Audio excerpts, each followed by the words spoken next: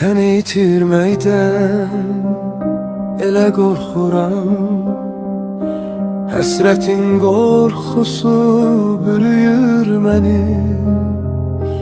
Ayrılıq ağlıma gəlincə belə, elə bil ölümə sürüyür məni.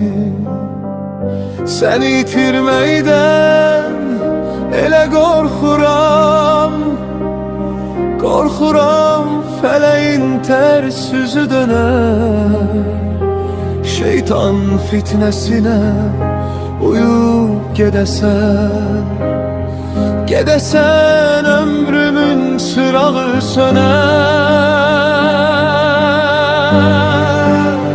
Səni itirməkdən elə qorxuram, sevincin kədərdən qorxduğu kimi, kövrələn halında özünü boğan, boğazın qəhərdən qorxduğu kimi.